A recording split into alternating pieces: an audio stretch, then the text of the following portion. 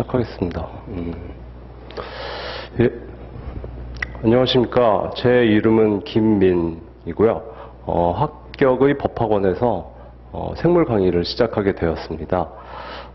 그래서 이번에 변시자과 네 과목 통합 전략 분석 설명회를 시행하게 되었고요. 일단 시작하기 전에 제 강의에 대해서 먼저 간단히 말씀을 드리겠습니다. 변실차 생물 기본 강의고요.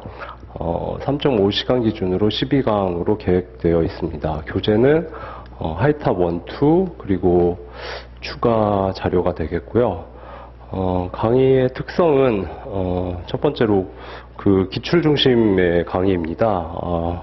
수험생 여러분이 한 달에 1년간 1차에 시간을 투입했다고 했을 때 생물에 투입할 수 있는 시간은 한 달 정도라고 생각이 되는데, 그 시간에 생물이 영역이 굉장히 넓기 때문에 생물을 전 영역을 깊은 수준까지 이해한다는 것은 사실 좀 불가능한 일이라고 생각을 합니다. 그래서 강의 때 기출 문제들을 한 10년치를 같이 풀어볼 텐데요. 수험생 입장에서는 빠른 시간에 기출 문제를 풀어보고 생물학의 기출 경향 그리고 특성들을 빨리 파악하는 것이 굉장히 중요하기 때문에 그렇게 진행을 하려고 합니다. 그리고 초반에 변시생물의 특성, 그 다음에 출제 경향, 그 다음에 어떤 영역이 중요한지 등을 머릿속에 이렇게 매핑을 하시게 되면 실제로 생물학 공부를 하실 때 효율적으로 빠르게 진행을 하실 수가 있기 때문입니다. 그다음 두 번째 강의의 특성은 첫 번째 강의의 특성과 목적은 동일합니다. 영역별로 좀 밀도가 다른 강의를 하려고 합니다. 변시생물은 분석해보면 출제 경향이 좀 독특합니다. 그래서 일반적인 생물학하고 출제 경향이 좀 다르고요. 일반적인 생물학에서 중요시되는 부분이 변시에서는 중요시되지 않는 영역도 있고요. 그다음에 반대인 경우도 있습니다. 그래서 변시생물에서 중요한 부분은 좀 두텁고 밀도 있게 꼼꼼하게, 그리고 중요하지 않은 부분은 가볍고 빠르게 진행하는 것으로 생각을 하고 있습니다. 그러니까 현실적으로 좀 의미가 없는 부분들은 좀 이렇게 과감하게 이렇게 쳐내는 과정이 필요하다고 생각하고 있습니다. 네, 그러면 변시자과 네 과목 통합 전략 분석을 시작하도록 하겠습니다. 예. 이 자료는 제가 강의 준비를 하기 전에 자과 네 과목 중에서 생물이 어떤 부분을 차지하고 있는지, 위치가 어떤지, 그 다음에 경향성이 어떤지 이런 부분들을 잘 알고 있어야지 효율적인 강의를 준비할 수 있기 때문에 일단 네 과목에 대해서 분석을 하게 되었습니다. 수험생 여러분께도 좀 많은 도움이 될 거라고 생각을 해서 분석을 하고 자료를 작성했고, 그리고 설명회를 개최하게 되었습니다. 예, 자료 화면을 보시면 일단 목차 부분을 보시면 첫 번째 이제 생물학에 대한 백그라운드가 있고요. 그다음에 시간의 순서로 볼 때 이제 분석을 시행을 했습니다. 생물학이 아니고 자과 네 과목에 대한 백그라운드가 있고요. 그다음에 자과 네 과목에 대한 분석을 시행을 하였습니다. 그리고 이제 2, 3, 4번은 분석의 결과들, 그리고 좀 수험생 여러분께 제안드리고 싶은 사항들이고요. 그리고 마지막으로 예시로서 생물에 효율적으로 접근할 수 있는 공부 방법론을 제시하였습니다.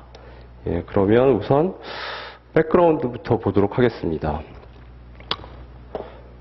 제목이 자과가 쉽지 않다는 내용이고요. 보시면 10년간 민법 산재 자과의 과락률입니다. 네, 민법 산재의 경우는 과락률이 30%를 넘는 경우가 거의 없었습니다. 좀 높은 경우가 있었지만, 그런데 자과의 경우는 10개년 통계치 중에 5개년이 30%가 넘는 과락률을 보이고 있습니다. 굉장히 과락률이 높고요. 특히 2012년에 60%, 2017년에는 42% 정도의 높은 꽈락률을 보였고요. 근데 뭐 2017년을 예시로서 보시게 되면 꽈락률이 42%라서 응시생 중에 42%는 40점 자과 점수 40점을 달성하지 못해서 탈락을 하셨겠죠. 근데 이 해에 자과 점수가 45점이다. 그리고 민법 산재가 각각 80점인 분이 있다고 치면 총점이 205점이죠. 그래서 이분도 탈락을 하셨습니다. 민법 80, 산재 80, 자과 45. 이분은 무슨 과목 때문에 탈락을 하셨을까요? 예, 그 자과 점수가 낮아서 탈락을 했다고 봐야 되겠죠. 그래서 이 42%는 실제 과락하신 분이지만 더 많은 분들이 자과 점수 때문에 1차에서 고배를 마신다고 봐야 할 것 같습니다. 물론 민법 산재도 그렇게 생각하면 마찬가지지만 자과 때문에 고생하시는 분들이 굉장히 많다라고 생각을 해야 됩니다. 그래서 자과가 쉽지 않다고 파악을 해야 되고요. 그다음에 자과의 경우에 저는 자과의 패러독스라고 이름 붙이고 싶은데요. 민법 산재에 비해서 중요도는 좀 낮은데 현재 1차 시험의 당락에 굉장히 높은 영향력을 미치고 있죠. 그래서 내용들을 보시면 민법 산재는 뭐 2차에서도 중요하고 변리사가 됐을 때의 역량을 키우는 중요한 과목입니다. 근데 자과는 그에 비해서 중요도가 낮고 2차와의 연관성도 굉장히 낮기 때문에 민법 산재보다 더 중요시할 수도 없고 맨 마지막에 공부를 시작할 수밖에 없습니다. 그래서 짧은 시간 내에 목표 점수를 달성해야 되기 때문에 효율적으로 접근을 해야 되고요.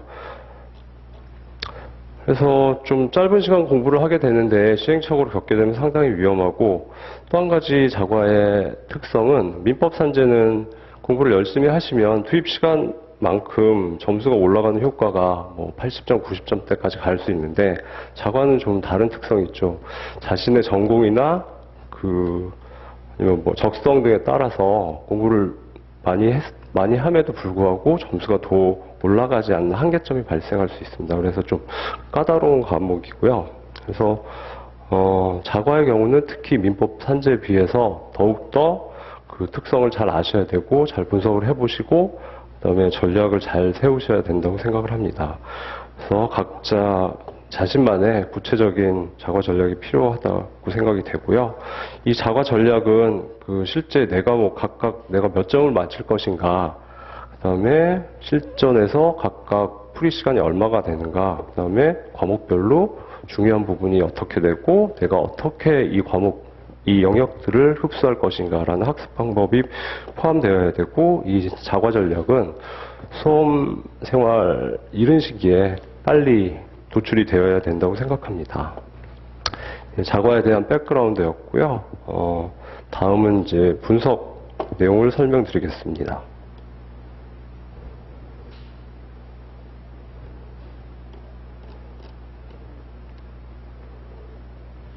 예, 분석 내용이고요. 물화생지 4과목에 대해서 11년간 기출문제를 풀이하고 분석을 하였습니다. 4가지 팩터를 고려해서 분석을 하였고요. 첫 번째는 문제 풀이 시간입니다. 개별적인 문제의. 두 번째는 각 문제 하나하나당의 난이도입니다. 일단 상중하로 그레이딩을 했고요. 그 다음에 세 번째는 소위 불의타나 짱돌 문제라고 하죠. 전형적이지 않고 핵심 영역이 아닌 부분에서 나온 문제들, 맞추기 어려운 문제들이죠. 용어를 좀 순화하기 위해서 저는 NT 문제라고 정의를 했습니다. 이 자료상에서는. 그래서 not typical problem으로 방금 말씀드린 좀 지엽적이거나 전형적이지 않은 문제들을 말하고요. 반대로 이제 핵심적이고 반복적으로 출제되는 문제들은 typical problem으로 T라고 일단 정의를 했습니다. 그래서 비전형적인 NT 문제들을 통계치를 따로 처리하였고요. 네 번째는 DF, Difficult Problem입니다. 난이도가 상 또는 중이고 그다음에 측정된 풀이 시간이 3분 이상이면 실전에서는 굉장히 풀기 어렵습니다. 여기서 3분이라는 거는 여러분들이 실제로 내년 2월까지 자과 4과목을 열심히 공부하셔서 상당 수준에 이르렀을 때 풀 수 있는 시간이거든요. 그래서 이 3분은 달성하기 쉬운 시간이 아니고, 그래서 실전에서 이 정도 문제가 나오면은 풀기가 굉장히 어렵습니다. 그래서 따로 통계 분석을 하였습니다. 그래서 그 결과이고요. 물화생지에 대해서 보시면 물리의 풀이 시간은 16분, 화학은 20분, 생물은 10분, 지학은 7분 정도가 소요가 됩니다. 다음 4과목의 난이도를 분석을 했는데요. 해당 과목이 가장 어렵게 나온 해, 그 다음 어렵게 나온 해, 이런 식으로 분석을 했는데, 난이도는 연도별로 겹치지 않는 것 같습니다. 그러니까 동시에 4과목이 다 어려운 연도, 이런 연도는 없고, 난이도는 좀 연도별로 분산되는 것으로 파악이 되었습니다. 그 다음에 NT 문제입니다. 물리화학 지학은 11년간이니까 110개 문항이죠. 110개 문항 중에 NT 문제가 한 3문항 정도라고 생각이 됩니다. 그래서 무시할 수 있는 정도고, NT 문제는 이제 짱돌 문제라고 말씀을 드렸고요. 특이한 건 지학의 경우에 NT 문제가 2017년에 번호도 이어서 3, 4, 5번이었던가? 연달아서 출제가 되었습니다. 지학이 워낙 고득점자가 많기 때문에 그 고득점을 좀 막아보기 위해서 출제자분이 고의적으로 출제한 게 아닌가라고 추정이 됩니다. 근데 뭐 3과목은 무시할 수 있는 수준이고, 기억하셔야 될 부분은 생물의 경우는 110문항 중에 NT 문제가 38문항으로 굉장히 많습니다. 그래서 생물의 출제 경향이 좀 특이하고요. 그다음에 DF 문제의 경우는 생물하고 지학은 뭐 무시할 정도고요. 다음 물리하고 화학이 좀 출제가 되었는데, 물리의 경우는 16문항, 화학은 22문항 정도가 출제가 되었습니다. 그래서 화학이 좀 더 그 DF 문제가 많다는 거 보실 수 있고요. 그래서 실제 데이터들입니다. 그래서 물화생지의 한 문제 한 문제의 풀이 시간들이고요. 그 다음에 이제 각각의 난이도입니다. 그리고 말씀드린 NT 문제고요. 생물의 경우 NT 비율이 굉장히 높은 걸 보실 수 있고, 지학은 17년에 3개가 연달아 출제됐습니다. 그다음 DF 문제이고요. 물리하고 화학만 뭐 16개, 22개로 비율이 높은 것을 보실 수 있죠. 자, 두 번째 분석으로서 전체 과목, 4과목을 비교하는 분석을 시행하였습니다. 일단 풀이 시간인데요. 풀이 시간은 뭐 직접 4과목을 직접 수평선상에 놓고 비교할 수 있기 때문에 비교를 해봤고요. 역시 지학은 풀이 시간이 짧고 생물은 좀 길고, 물리, 화학이 길고, 화학은 최근으로 갈수록 풀이 시간이 좀 길어지는 패턴을 보이고 있습니다. 2019년의 경우 마지막 그래프들인데 좀 예외적으로 4과목 모두 쉬웠거든요. 그래서 좀 예외적으로 봐야 할 것 같고요. 화학의 경우는 2018년에 좀 어마무시하게 어렵게 나왔고요. 35분이라고 기재되어 있는데, 실제 전공자도 35분에 풀기 힘들 정도로 어려웠습니다. 시간도 많이 걸리고. 이 그래프는 뭐 같은 그래프인데 이제 그 문제별이 아니라 과목별이고, 4과목이 풀이 시간이 동시에 긴 경우가 있었는지를 좀 체크하기 위해서 표시를 했는데요. 좀 서로 어긋나는 패턴을 보이고 있습니다. 다음은 문제 풀이 시간이 가장 긴 물리하고 화학에 대해서 2가지만 비교를 해봤고요. 물리하고 화학이 동시에 문제 풀이 시간이 길면 굉장히 난이도가 높아지죠. 그래서 풀이 시간이 긴 해들을 이렇게 빨간색으로 표시를 해봤는데요. 아무래도 좀 비껴나가는 경향성을 보이고 있습니다. 2과목이 동시에 풀이 시간이 길면 변별력이 크게 떨어질 수밖에 없기 때문에 이런 패턴을 보이는 것 같습니다. 그러니까 사전에 좀 물리가 어려우면 화학은 좀 쉽게 내자, 짧게 내자, 이런 사전에 커뮤니케이션을 할 것 같다는 생각이 듭니다. 네, 세 번째 분석으로는 그 난이도 분석을 시행을 했습니다. 처음에 이제 기본 난이도를 분석을 하였고요.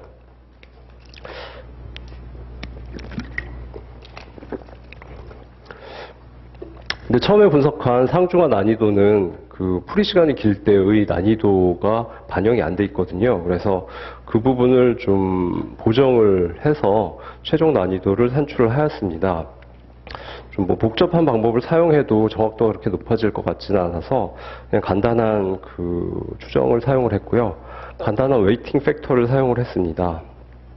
그래서 예시로서 보시면 이제 물리화학의 경우 풀이 시간이 한 20분 정도를 투입할 수 있다고 생각이 되는데, 일단 물리라고 하죠. 물리 풀이 시간이 그 해 물리 풀이 시간, 물리 문제 10문제의 풀이 시간이 20분을 넘지 않으면 웨이팅 팩터가 100%라서 가중치가 기초, 처음에 가중치하고 동일한 것으로 계산을 했고요.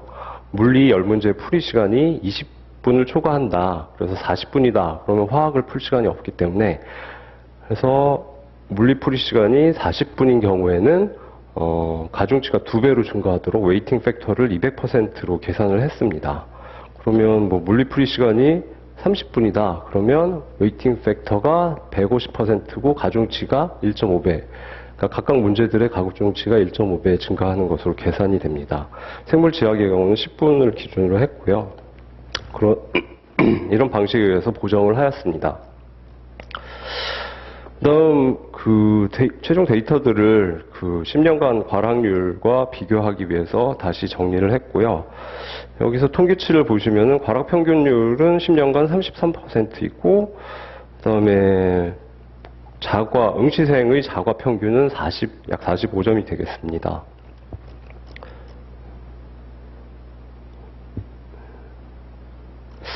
예, 그래서 최종적으로 이와 같은 그래프를 얻었고요. 보시면은 물리의 경우는 이제 가장 어려웠던 해를 붉은색, 그 다음 노란색, 진한 회색, 연한 회색으로 표시를 하였습니다. 화학도 마찬가지, 생물지학도 마찬가지고요. 네 과목을 보시면 좀 어려운 해들이 비껴나가는 것을 볼 수 있고, 그다음에 마지막으로 이 자과 과락률하고 비교를 했는데, 자과 과락률도 같은 색깔로 유사하게 표시를 했고요. 근데 자과 과락률과 가장 유사한 패턴을 보이는 게 생물입니다. 이렇게 보시면. 그리고 이렇게 그다음에 뭐 이렇게 연관이 되죠. 그다음에 지학도 조금 영향을 미치고, 근데 화학은 거의 영향을 미치지 않는 것으로 보입니다. 물리도 약간 영향을 미치는 것으로 보입니다. 이 결과를 해석하기가 좀 단순하진 않았는데요. 결국 응시생 대부분은 생물하고 지학에서 점수를 많이 얻으시는 것 같고, 지학이 워낙 난이도가 낮고 난이도 변동도 적기 때문에 지학에서 점수를 많이 얻으시고 다음 생물에서 득점을 하시는 것 같고, 물리화학에서는 점수를 조금밖에 못 얻으시는 것 같습니다. 응시생 평균이 45점이었기 때문에 그렇게 생각하면 상식적인 판단일 것 같고요.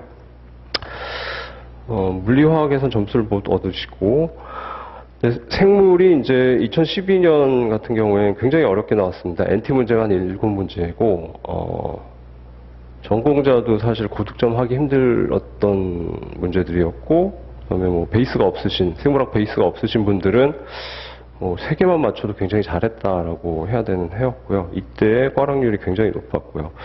이런 패턴들을 봤을 때 말씀드린 대로 지학에서 어느 정도 점수를 따시고 생물에서 조금 따시고, 근데 생물이 어렵게 나오면 과락률이 높아지는 것 같다는 판단을 하게 되었습니다.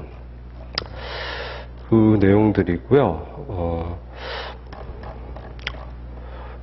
근데 이거는 그 응시생의 평균이고요. 변시 1차는 약 3,000명 정도가 응시하고 600명 정도가 합격을 하고 2,400명 정도가 탈락을 하는 굉장히 좀 잔인한 게임이죠.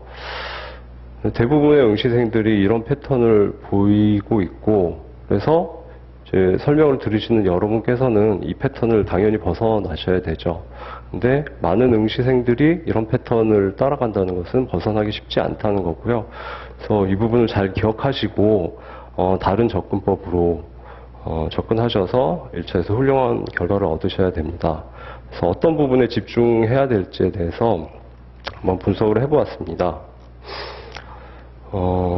네 번째 분석이고요. 지학은 뭐 잘 아시겠지만 워낙 쉽고 난이도 변동도 낮기 때문에 열심히 공부하셔서 무조건 10개, 운이 없어서 9개 맞을 정도로 공부를 하셔야 되고요. 지학에서 많은 득점을 해야 되기 때문에 지학 출제 난이도가 좀 높아지더라도 완벽하게 대응할 수 있도록 꼼꼼하게 열심히 공부를 하셔야 됩니다. 두 번째, 생물을 보시면 생물의 경우는 이제 그 NT 문제들이 워낙 많기 때문에 NT하고 T를 분리를 해봤고요. 그 NT가 10개 중에 한 3.5문제, T가 10개 중에 6.5문제 정도 출제가 되었습니다. 그 T 중에 상을 제외한 중하를 분석을 해보면 약 96%고요. 10문제 중에 6.3문제 정도 됩니다. 그래서 이 6.3문제에 집중하시는 것이 맞다고 생각이 됩니다. NT 문제의 경우는 생물학의 베이스가 없으신 분들은 한 달 공부를 해서 자신 있게 맞출 가능성이 별로 없습니다. 워낙 좀 지엽적인 문제를 내거나 생물학 영역이 넓으니까 굉장히 지엽적인 문제를 내거나 좀 지엽적인데 굉장히 어려운 문제를 내거나 이런 문제들입니다.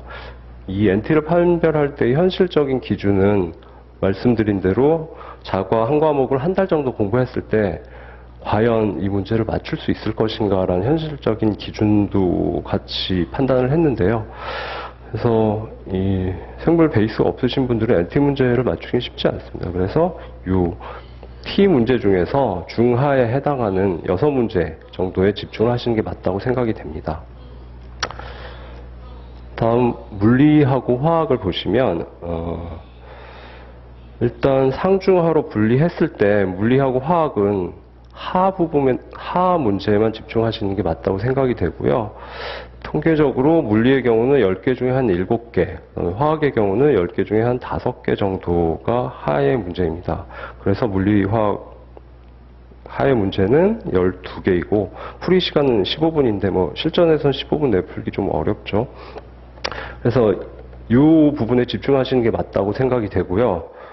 그래서 지학 9개 정도, 뭐 생물 6개 정도, 이거 물리화학 12개, 합해서 12개 하면 27개의 문제죠. 점수로 환산하면 67.5점이네요.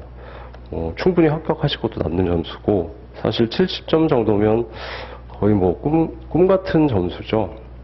그래서 실제로 쉬운 문제들만 접근해도 사실 충분한데 실전에서는 달성하기 좀 어렵고요. 물리화학의 경우에 12문제가 아니라 뭐 8문제만 맞추셔도 57.5점이죠. 그러면 민법 산재의 법학 과목을 잘 하시면 충분히 합격하실 수 있습니다. 그래서 물리화학은 한 10문제 정도, 가장 쉬운 문제. 물리화학도 공식 하나만 암기하고 암기하면 1분 이내에 풀 수 있는 문제들도 출제가 됩니다. 그런 문제들부터 집중해서 한 10문제 정도를 목표로 하시는 게 맞을 것 같습니다. 그리고 물리가 화학보다 한 2문제 정도 더 풀 수 있다고 생각을 하시고 물리화학 합해서 10문제를 푸시려면 물리 6문제, 화학 4문제 정도 생각하시는 게 맞을 것 같습니다. 예. 그래서 근데 물리화학은 좀 이렇게 NT 문제들이 많지는 않고요. 좀 출제될 만한 영역에서 출제가 되는데 좀 계산 스텝이 길어서 풀기 어려운 문제들이 많습니다. 그러니까 좀 쉬운 문제들에 대해서 주기적이고 반복적인 주로 계산 문제니까 문제풀이 연습을 많이 하시는 게 중요하다고 생각이 되고요. 또 한 가지는 실전에서 물리나 화학 문제를 내가 딱 접했을 때 이 문제는 내가 풀 수 있는 문제야, 풀 수 없는 문제야, 또는 뭐 2분 이내에 풀려? 아니면 5분 이상 걸리는 거니까 나중에 풀어야겠다 또는 포기해야겠다를 즉각적으로 판단하시는 트레이닝을 좀 하시는 게 도움이 될 거라고 생각합니다. 예, 여기까지 일단 분석에 대해서 말씀을 드렸고요.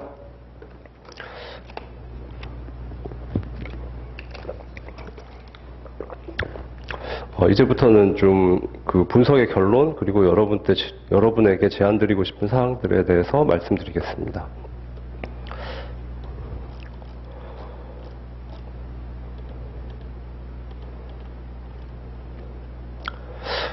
예, 제한 사항이고요. 첫 번째, 자과는 4과목이 개성이 뚜렷합니다. 그래서 특성 및 차이를 꼭 파악하셔야 되고요. 첫 번째, 일반적인 특성은 뭐 읽어보시면 이해가 되실 테니까 넘어가겠습니다.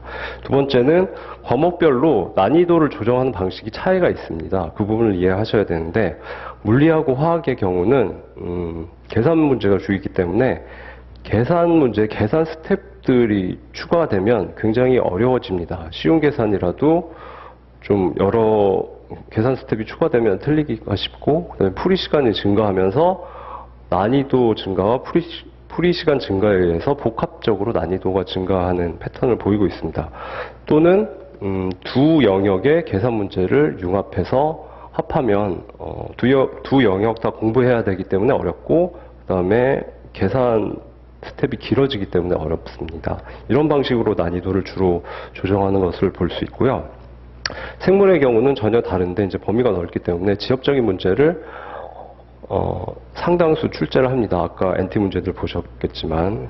그래서 이렇게 뭐 핵심적인 영역을 벗어나는 문제들 많이 출제해서 NT 문제들이 많아지면 난이도가 높아지겠죠. 그래서 물리화학의 난이도를 높이는 방법하고 생물학의 난이도를 높이는 방법은 다르다는 것을 이해하셔야 되고요. 지학의 경우는 워낙 난이도 변동도 적습니다. 근데 최근에 좀 새로운 시각에서 문제를 기술하거나 같은 내용인데 좀 다른 도형이나 그래프를 이용하는 문제들이 이제 등장하고 있다고 합니다. 오랫동안 그 지학은 좋은 점수를 받을 수 있는 과목이었기 때문에 이런 부분은 주의를 하셔야 될 것 같고요. 다음, 난이도 변동을 이해하기 위해서 그린 그래프고요. 얘는 정량적인 그래프가 아니고 이제 직관적으로 이해하시도록 그린 그래프고요. 지학을 보시면 난이도가 낮고 변동폭도 낮고요. 생물은 약간 난이도가 높고 변동폭이 약간 커졌습니다. 근데 말씀드린 대로 NT 문제들을 상당수 출제해서 고득점을 방지하고 있고요. 그다음에 NT 문제는 난이도를 평가하기가 좀 어려울 정도입니다. 그래서 굉장히 난이도가 높다고 생각하셔야 되고요. 그러니까 물론 생물학을 5, 6개월 공부하시면 정복할 수 있는 부분이지만 생물학 베이스가 없으신 분들이 1개월 내에 이쪽 NT 문제들을 정복하기는 굉장히 어렵습니다. 다음 물리는 난이도가 더 높고 변동폭도 심하고요. 화학이 최고의 난이도고 변동폭이 아주 극심하죠. 풀이 시간이 워낙 길어서 더 심하고요. 다음은 내 과목에 대해서 내가 학습 시간을 투입을 했을 때 어떤 효과를 얻을 수 있을까, 그러니까 기대 점수죠. 그에 대한 그래프를, 얘도 정량적인 그래프가 아니고 직관적으로 이해하도록 한번 그려봤습니다. 지역의 경우는 좀 쉽고 양이 그렇게 많지 않습니다. 처음에 공부하실 때는 용어들이 좀 많은 것 같은데 네 과목 중에서 상대적으로 좀 쉽고요. 그래서 빠른 시간 내에 9개, 10개까지 가실 수 있고, 이렇게 내가 투입한 시간 대비 점수가 상승하는 이 리니어한 직선 구간이 길다고 보시면 되겠습니다. 두 번째 생물입니다. 생물은 처음에는 투입한 시간에 대해서 점수가 증가하는 이 리니어 구간이 어느 정도 있는데 한 6개 정도 되면 아까 결과들 보셨겠지만 더 이상 증가하지 않는 이 수렴점이 올 수밖에 없습니다. 물리는 공부 열심히 하시면 6, 7개 정도까지 갈 수 있다고 판단이 되고요. 근데 물리도 마찬가지로 이제 수렴점이 발생하죠. 화학은 4개, 5개, 가장 그 리니어 구간이 짧다고 보셔야 되고 수렴점이 빨리 오게 됩니다. 물리화학의 경우는 주로 제약 사항이 문제 풀이 시간이 크죠. 그래서 이런 패턴을 보이게 되고요. 근데 물리화학의 경우는 그 해에 물리화학의 난이도가 낮았다 그러면 좀 더 리니어한 구간이 길어질 수 있다고 판단됩니다. 그래서 이런 개념으로 이해하시면 될 것 같습니다. 다음은 방금까지 말씀드린 것을 종합을 해보면 이런 패턴이 될 것 같습니다. 네 과목에 대해서 이제 핵심적이고 중요한 부분을 집중적으로 반복해서 공부했을 때 얻으실 수 있는 점수는 이런 파란색 부분이 될 것 같고요. 근데 자과에서 꼭 고득점을 해야 되겠다, 해야만 한다는 경우에는 이 위쪽 추가 득점 부분을 생각해 보실 수가 있는데, 이 생물하고 물리화학은 약간 차이가 있다고 보입니다. 그래서 생물은 NT 문제들 때문에 베이스가 없으신 분들은 시간을 많이 투입해도 이쪽을 정복하시기 어렵다고 생각이 되고요. 물리화학의 경우는 제약이 풀이 시간이 주이기 때문에 베이스가 없으신 분들도 좀 열심히 하시면 뭐 굉장히 힘들지만 이쪽에서 물리 같은 경우는 좀 추가 득점을 할 수 있다고 생각이 됩니다. 그래서 이쪽 추가 득점 영역하고 이쪽 추가 득점 영역은 성격이 다르다는 거 이해하시면 되겠습니다. 그 다음에 전공 과목별로 주력 과목을 한번 생각을 해봤습니다. 2개 이상 주력 과목이 필요한 걸로 생각이 되는데 현실적으로 기출문제를 분석해보니까 그건 불가능한 것 같고요. 1차 주력 과목으로 일반적인 상황에서는 1차 주력 과목으로 지학을 선택을 해서 거의 만점을 맞으시고 2차 주력 과목으로 그 득점 목표를 낮춰서 생물, 물리 2개를 선택하시고 화학은 방어적으로 접근하시는 게 맞다라는 게 제 결론입니다. 근데 주의하실 것은 한 과목이라도 포기하시면 안 됩니다. 화학도 굉장히 어렵게 나온 해가 있었고 생물도 마찬가지로 2012년에 굉장히 어렵게 나왔고 물리도 한 해에 굉장히 어렵게 나오진 않았지만 한 3년 정도 좀 난이도가 어느 정도 있게 나왔는데 물리도 난이도가 높으면 그렇게 만만하지 않습니다. 그래서 이 어느 과목이 난이도가 높게 나올지 모르기 때문에 한 과목이라도 포기하는 순간 굉장히 위험도가 높아지고요. 그래서 한 과목도 포기하지 마시고 대신 과목별로 굉장히 쉽고 빠른 시간 내에 접근할 수 있는 부분들이 있습니다. 그 부분들로 접근을 하셔서 네 과목 모두 그 득점 목표를 설계를 하시고 최소한이라도 득점을 하셔야지 1년 안에 자과의 위험도를 회피하면서 합격을 하실 수 있다고 생각이 됩니다. 그래서 한 과목도 포기하지 않으시는 게 맞다고 생각이 되고요. 그다음에 전공자군별로 주력 과목을 보시면 비전공자의 경우는 아까 말씀드린 대로입니다. 지학 전공자는 뭐 거의 동일하고요. 그다음에 생물 전공자군하고 물리 전공자군이 좀 유리하실 것 같은데 생물 전공자군은 1차로 생물 지학 2개를 잡으시면 될 것 같습니다. 그리고 2차로 물리 잡고 화학은 방어. 물리 전공자군도 1차 주력 과목으로 물리하고 지학을 잡으시면 되고 그다음에 생물을 2차로 잡으시고 화학은 방어 하시면 될 것 같습니다. 화학 전공자군은 사실 좀 어떻게 해야 될지 잘 모르겠습니다. 제가 주 전공이 화학인데 저도 화학이 워낙 그 난이도가 변동이 심하고 위험도가 높아서 개인별로 판단하셔야 될 것 같고요. 근데 한 가지 말씀드리고 싶은 거는 화학을 주력 과목으로 선택하실 때는 위험도가 굉장히 높다는 것을 좀 생각하시고 좀 깊이 생각하셔야 될 것 같습니다. 예.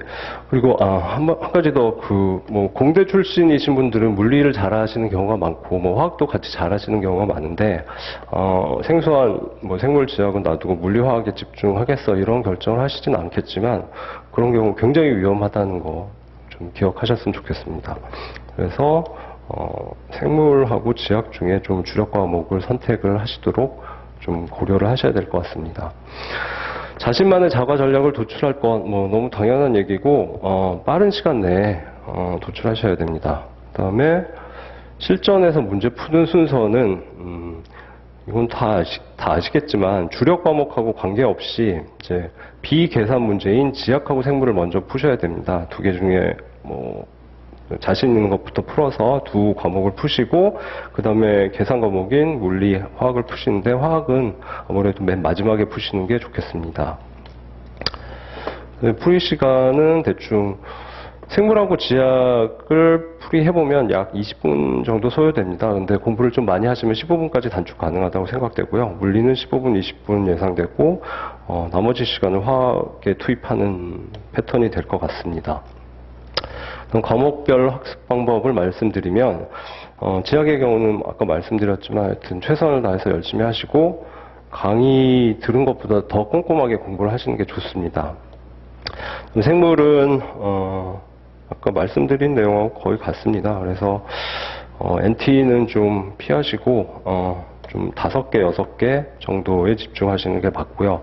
근데 6개라고 말씀을 드리는데 그러니까 생물은 핵심적인 부분, 그다음에 기출에서 중요한 부분들에 대해서 집중적이고 반복적으로 학습을 하는 게 맞다고 생각이 되는데요. 그러면 제가 보기엔 6개까지 맞출 수 있다, 평균적으로. 근데 이거는 6개밖에 못 맞춘다는 얘기가 아니고 2019년 같이 좀 그 NT 문제들도 좀 쉬운 해, 또는 아예 기출이 쉬운 해에는 7, 8개까지도 방금 말씀드린 학습 방법을 통해서 얻을 수 있기 때문에 그 정도 선까지 시간을 투입하고 목표 점수 달성하시고 욕심을 많이 내시지 않는 게 맞다라고 생각이 됩니다. 그다음에 물리하고 화학은 두 과목 모두 사고력이 좀 중요한 과목이라서 강의를 좀 수험 기간, 이른 기간에 강의를 수강하시는 게 좋고요. 그다음에 두 과목 다 이론 공부하고 실제 계산 문제 풀이하고는 이론 공부 열심히 했는데 계산 문제가 잘 안 풀리는 경우가 있으실 겁니다. 그건 당연한 건데 계산 문제 푸는 스킬이 또 따로 연습이 트레이닝이 돼야 되거든요. 그래서 이론 공부하고 계산 문제 풀이 스킬 연습을 같이 하셔야 되고요. 그 계산 문제 스킬도 굉장히 좀 휘발성이 강합니다. 그래서 많은 문제를 푸실 건 없고 문제 개수를 줄여서 좀 초반부터 주기적으로 반복적으로 스터디 같은 걸 이용하셔서 계산 문제들을 뭐 일주일에 10문제를 풀던가 이런 식으로 일정에 스케줄에 박아놓고 그걸 지키시는 게 좋습니다. 그리고 강의를 아까 일찍 들으라고 말씀드렸는데 사고력의 경우는 좀 시간이 지나면서 성숙하는 부분이 있기 때문에 그렇습니다. 화학, 물리는 좀 시간을 많이 투입하고 조금 높은 점수를 받을 수 있도록 노력하시는 게 좋을 것 같고요. 근데 화학은 네 과목 중 가장 좀 위험한 과목이기 때문에 적정 수준의 최소 득점 목표 설정하고 여기에 적합한 시간을 들이는 게 맞는 것 같습니다. 네 과목 전체에 대해서 목표 점수를 분산하고 화학은 좀 최소한의 시간만 투입해서 적정 점수만 맞는 것으로 하시는 것을 고려해 보시면 좋겠습니다. 예. 그다음에 좀 부가적인 부분인데요. 기출을 중요시할 것. 그러니까 기출 문제가 있고 일반적인 객관식 문제가 있는데 이 문제들을 내가 어떻게 이용할 것인가의 문제입니다. 근데 문제는 이론 공부를 했을 때 잘 이해가 안 되는 부분, 그 다음에 잘못 이해한 부분을 문제를 풀게 되면 고칠 수 있는 수정 기능이 있죠. 그리고 뭐 실전에서도 문제를 풀어야 되기 때문에 트레이닝이 되는 기능이 있고, 근데 기출은 일반적인 객관식 문제보다 더 중요한 기능을 갖고 있습니다. 당연하지만 이 시험은 무슨 시험이야, 어떤 성격이야를 파악하기 위해서는 기출들을 풀어봐야 되죠. 그래서 기출을 좀 많이 풀어보고 반복적으로 풀어보시게 되면 이 기출이 그 과목에 대한 가이드라인이나 맵의 역할을 하기 때문에 머릿속에 내가 이 과목을 이렇게 접근해서 이 영역들을 확보하고 이렇게 해결을 해야 되는구나 라는 그 역할을 해줍니다. 그래서 좀 기출 중시하고 초기에 좀 많이 풀어보시고 반복적으로 풀어보시기 바랍니다. 그리고 변시 자과의 좀 한 가지 다른 특성은 뭐 대학 일반 물리, 일반 화학, 일반 생물학이나 뭐 수능 같은 경우에는 해당 과목에 특히 물리화학은 기본 원리를 중시합니다. 그건 그 학문을 좀 수준 있게 높은 수준까지 이해하기 위해서는 기본 원리에 대한 이해가 중요하기 때문에 그런 문제가 많이 출제되는 건 당연한 거고요. 그런데 변시 자과는 그 특허의 경우에 특허는 그 돈을 벌기 위한 그 법적인 문서죠. 그래서 기존에 확립된 뭐 자연과학의 원리, 과학의 원리를 분석한다기보다는 그 원리를 이용해서 어떤 좋은 제품과 기술을 개발할 것인가라는 응용의 부분이죠. 그래서 기본 원리 부분은 시험에 거의 나오지 않습니다. 그래서 왜 이런 공식이 나올 수밖에 없는가 이런 부분들은 나오지 않고요. 그래서 응용 문제들이 대부분이기 때문에 공부하실 때 그 점 기억하시고 공부하셔야 되고요.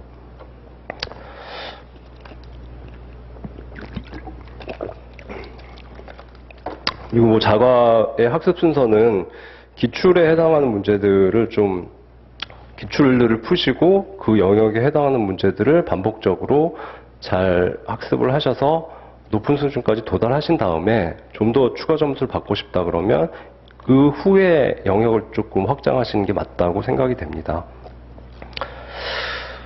그다음 이 부분 읽어보시면 이해하실 거고, 그다음 2019년 자과 기출에 대해서 2019년이 좀 특이했습니다. 그래서 민법, 산재, 자과 세 과목 다 워낙 쉬웠고요.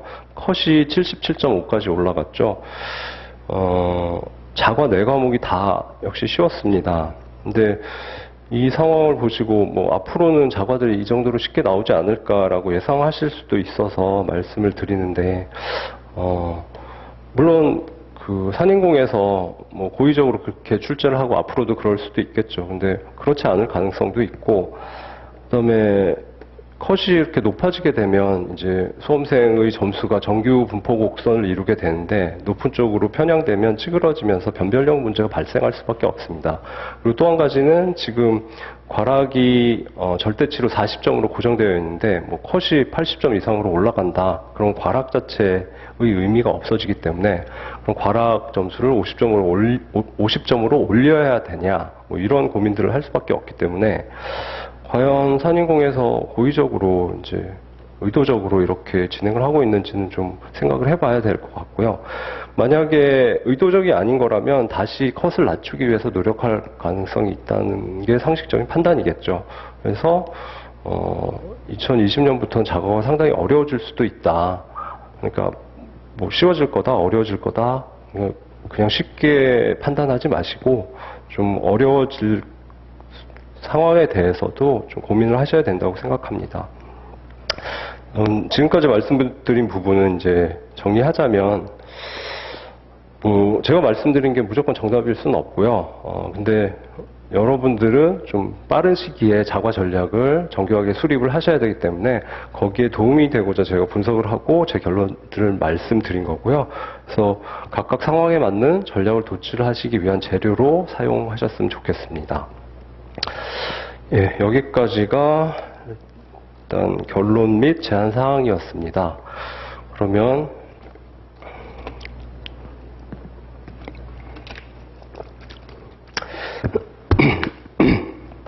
마지막으로 이제 예시로서 생물에 대한 공부 방법론을 설명드리겠습니다.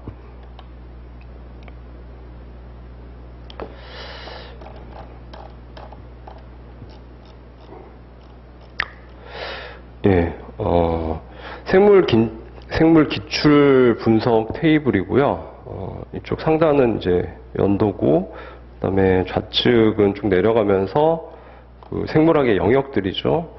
그리고 여기 숫자들은 실제 문제 번호입니다. 연간 10문제씩. 그래서 이 내용을 보시면 기출이 아예 안 된 부분들이 있고 굉장히 밀도가 높게 빈출이 된 부분이 있고 조금씩 나온 부분이 있죠. 그래서 밀도가 상당히 다릅니다. 그러니까 생물학은 영역이 넓은데 모든 영역을 내가 아주 높은 수준까지 공부하겠다. 그건 사실 정해진 기간 내에 어렵고요. 이 테이블을 보시고 좀 밀도가 높은 부분 위주로 좀 영역별로 다른 학습 방법을 사용을 하셔야 되겠죠. 그 다음에 이 전체 영역 중에서 가장 열심히 공부해야 되는 부분이 어느 부분일까요?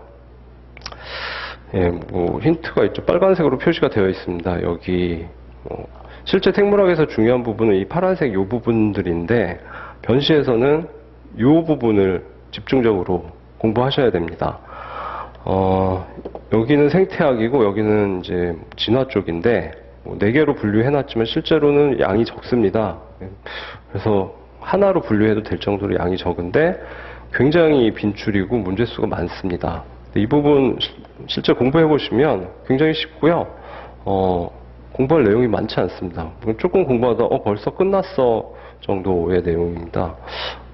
그리고 뭐 이쪽은 일단 생물학 용어들을 몰라도 접근할 수 있는 부분이기 때문에 전공자나 비전공자나 별 차이가 없습니다. 그래서 이 부분은 뭐 무조건 접근해서 잡으셔야 되고요. 최악의 경우에 이제 시간이 부족해서 생물을 포기해야겠다라는 생각이 드시는 분들은 다른 부분은 공부 못 하시더라도 이 부분만은 꼭 공부하셔야 됩니다. 이 부분만 공부하면 뭐 한 반나절이면 다 보실 것 같은데 이 부분이 많이 나오게 되면 운 좋게 한 2문제 또는 3문제까지도 잡을 수 있는 영역입니다. 다음 영역별로 보시면 좌측에 이제 출제 경향이 비슷한 것들에 대해서 제가 임의로 카테고리를 분류했습니다. 첫 번째 카테고리 1을 보시면 여기는 기출이 조금 있긴 한데 몇 개의 기출은 여기에 명확히 들어가는 건 아닌데 따로 분류하기가 힘들어서 넣은 게 있고요. 기출이 아주 조금 있는 겁니다. 근데 이 부분은 생물학의 기본적인 용어하고 기본 개념들을 공부하는 부분이기 때문에 어느 정도는 꼼꼼하게 공부를 하실 수밖에 없죠. 이 부분을 제대로 안 하시면 그 출제자가 뒤쪽을 타겟으로 문제를 출제를 했는데 지문을 해석을 못해서 문제를 못 푸는 상황이 발생할 수 있습니다. 그리고 뒷부분 공부하기 위해서도 중요하기 때문에 이 부분은 시험과 관계없이 좀 꼼꼼하게 어느 정도 수준까지 공부를 하셔야 됩니다. 두 번째 카테고리 2는 효소인데 효소는 그 산업적으로도 중요하고 학술적으로도 중요합니다. 그리고 특허도 상당히 많이 나올 수밖에 없기 때문에 효소는 출제가 되는 게 맞다고 생각이 되는데 개인적으로 한 번도 출제가 되지 않았고요. 근데 언젠가는 출제될 가능성이 있다라고 저는 생각하고 있습니다. 근데 갑자기 출제되더라도 어려운 부분이 출제되지 않을 테니까 효소에 대해서는 그냥 기본 이론만 좀 집중적으로 공부하시는 게 좋을 것 같습니다. 그냥 넘어가시는 건 안 좋고요. 효소를 잘 모르시면 아래쪽에 내분비계나 아니면 이쪽에 세포나 유전자 부분을 잘 이해 못 하실 수 있습니다. 그래서 기본 이론은 꼭 공부하셨으면 좋겠습니다. 카테고리 3와 카테고리 4는 카테고리 3부터 말씀드리면 세포과 광합성인데,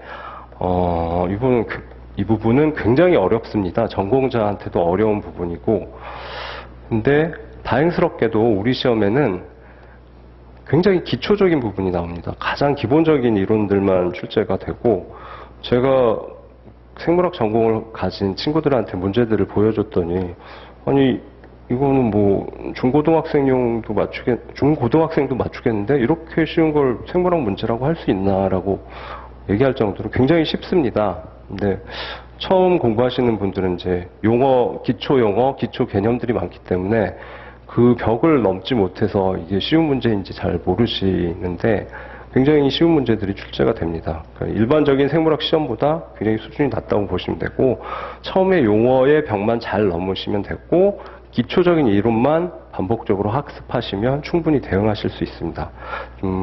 출제 수도 많기 때문에 꼭 잡으셔야 되는 부분이고요.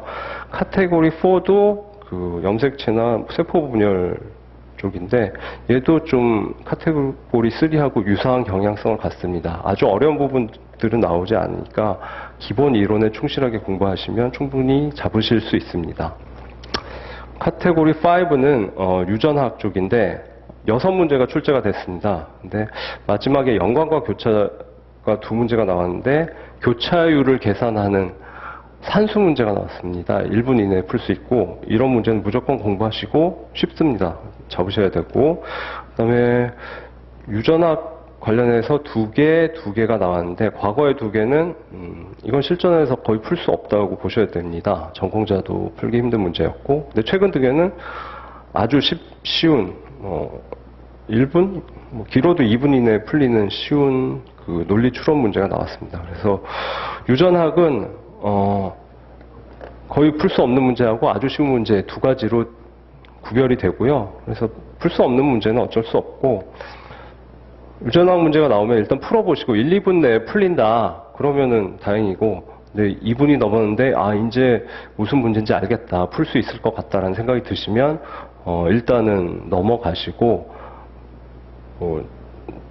물리화학 다 푸신 다음에 다시 돌아와서 푸시면 되겠습니다. 근데 그렇게 돌아오실 분은 많지 않으실 것 같고, 유전학은 물리화학의 어려운 계산 문제에 준하는 문제가 나올 수 있으니까 안 되면 일단 나중으로 미루시는 게 맞습니다. 그래서 그 부분 생각하셔서 공부도 하셔야 되고, 좀 쉬운 문제는 ABO 유전이나 반성 유전, 한성 유전, 그리고 검정교배 이런 것들이 있습니다. 그런 부분은 좀 계산 문제와 비슷하니까 몇 번 연습을 하시면 충분히 푸실 수 있습니다. 어려운 문제는 너무 욕심내지 마시고요. 그다음 카테고리 6번은 돌연변이입니다. 돌연변이는 생명과학의 목적이 이제 굉장히 뛰어난 유전자를 새로 만들어내거나 아니면 뛰어난 유전자를 한 생물로부터 추출한 다음에 배양이 잘 되는 다른 생물에 도입을 해서 대량으로 생산하는 것 등이 이제 주요 목적인데요. 그 이론적 배경이 되는 게 돌연변이입니다. 그래서 특허도 많이 나오고 굉장히 중요한 부분인데 지금까지 기출이 안 돼서 굉장히 이상하게 생각을 했는데 2018년에 좀 국어 문제죠. 아주 쉬운 문제가 나왔고 2019년에 좀 제대로 어려운 문제가 나왔습니다. 네, 워낙 중요하기 때문에 앞으로도 출제 가능성이 있으니까 돌연변이는 잡으시는 게 맞다고 생각이 되고요.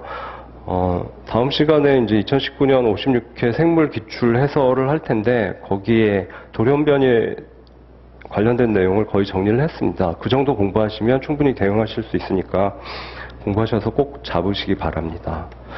그다음에 카테고리 7은 그 DNA 유전자의 복제 발현 쪽인데 아까 카테고리 3나 4보다는 조금 어려운 부분까지 나옵니다. 근데 여기도 빈출이 많고 근데 마찬가지로 기본 이론에 대해서 주로 나오고 아주 어려운 부분들은 나오지 않습니다. 그래서 기본 이론을 철저히 학습해서 여기도 잡으셔야 되는 영역입니다. 카테고리 8은 분자생물학인데 여기는 좀 크게 기대하기는 좀 힘들 것 같습니다. 실험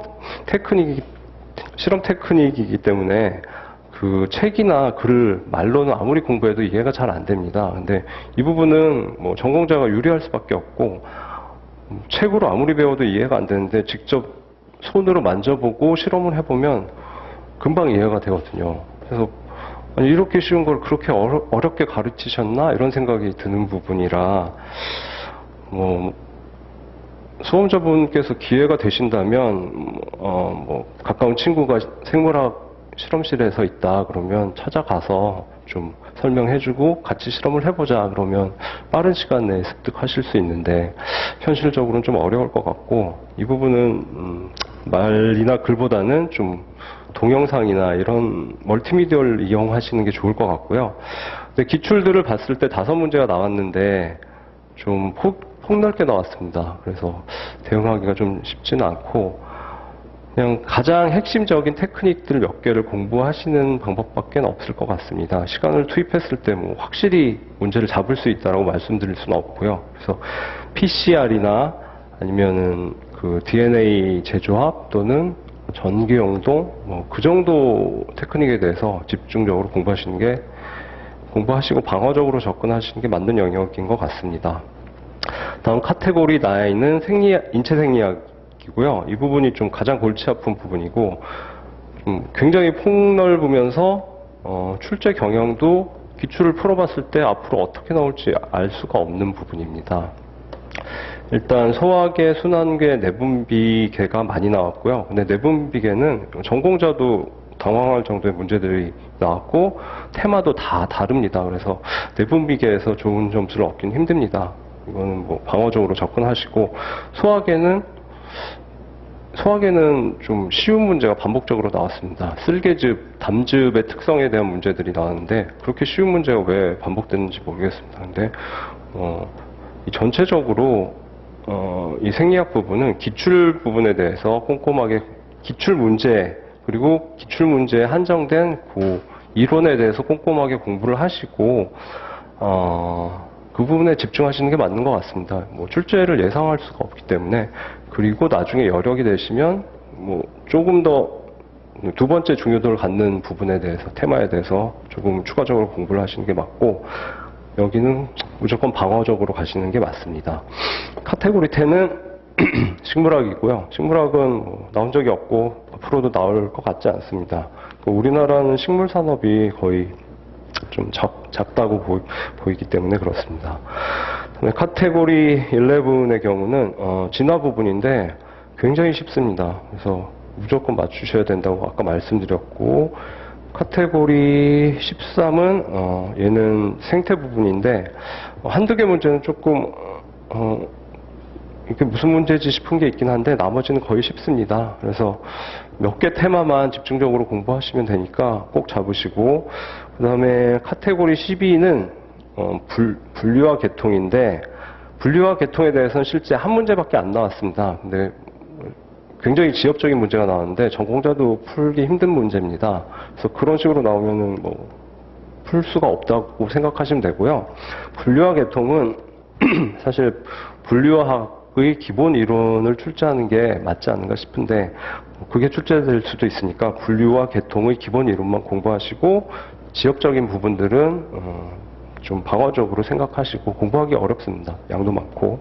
그다음에 다행인 건 분류와 개통으로 들어가 있지만 기출문제 3개가 나와 있는데 얘는 고세균 문제입니다. 근데 고세균은 진정세균, 고세균, 진핵세포를 비교하는 문제가 주로 나왔고 최근에 나왔습니다. 고세균은 사실 핫 이슈이기 때문에 공부를 꼼꼼히 하셔야 되고 근데 양이 많지 않습니다. 그래서 앞쪽 부분에 그 세포를 공부하시면 세포 소기관들을 공부하시고 그다음에 원핵세포와 진핵세포 비교하는 부분을 공부하시는데 그건 생물학에서 워낙 중요한 영역이고 그리 어렵지 않습니다. 그 부분 공부하시고 고세균의 특성만 추가로 공부하시면 고세균에 관해서는 뭐 무조건 맞출 수 있습니다. 그래서 고세균 기억하시고 꼭 맞추셔야 됩니다. 출제 빈도가 테마 하나에 대해서 11년간 3개가 나왔다는 거는 가장 출제 빈도가 높은 문제들이라고 할 수 있거든요. 근데 공부 양도 정해져 있기 때문에 집중하셔서 꼭 맞추셔야 됩니다. 그리고 표에는 없지만 마지막으로 시사성 테마가 있습니다. 생물은 좀 물리하고 화학은 이미 성숙된 학문이기 때문에 뭐 굵직굵직한 연구 결과가 최근에 나올 수가 없습니다. 이미 많은 것을 알고 있기 때문에. 그런데 생물은 좀 몇십 년간 급속하게 발전을 해왔고 지금도 발전하는 학문이기 때문에 굉장히 큰 연구 결과들이 나올 수 있습니다. 그래서 시사성이 중요하고요. 보시면은 자료를 보시면 세포사멸이나 뭐 마이크로 RNA, 그다음에 인슐린, AI, 5157, 프리온 이런 문제들이 11년간 한 8문제가 출제가 됐습니다. 그 비율이 상당히 높은 거고요. 연간 한 문제 출제될 수 있다고 보셔야 될 것 같고요. 그 시사성 문제들은 제가 보기에는 한 3가지 정도로 예상이 되는데 노벨상을 받거나 노벨상 수준의 연구 성과가 나오거나 아니면 인류의 생명을 위협하는 위험한 새로운 질병이 출현했을 때 또는 이제 생명공학 시장을 보시면 주로 신약 개발이나 제약 쪽입니다. 근데 이제 뭐 후진국형 질병들은 연구를 잘 할 수가 없고 그래서 주로 선진국형 질병을 연구를 하게 되는데 이에 대해서는 뭐 시사성으로 언제든지 나올 수 있습니다. 그래서 3가지 부분은 기억을 하셔야 되고요.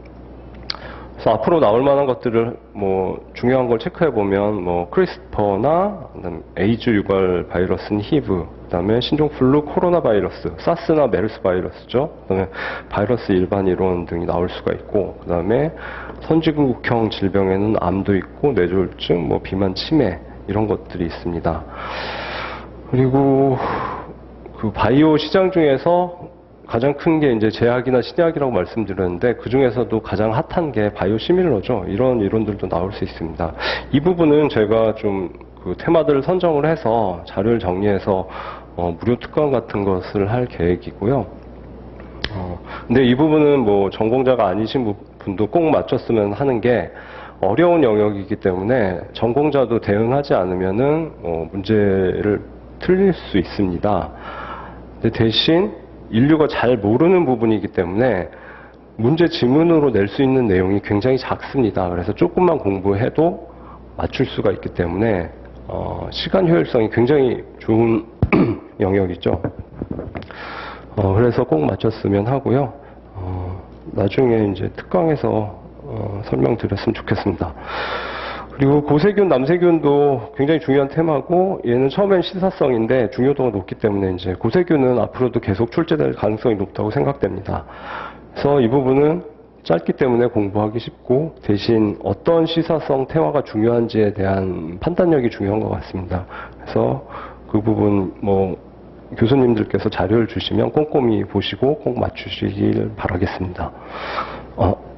예, 지금까지 들어주셔서 감사하고요. 이상으로 자과 전략 설명회를 마치겠습니다.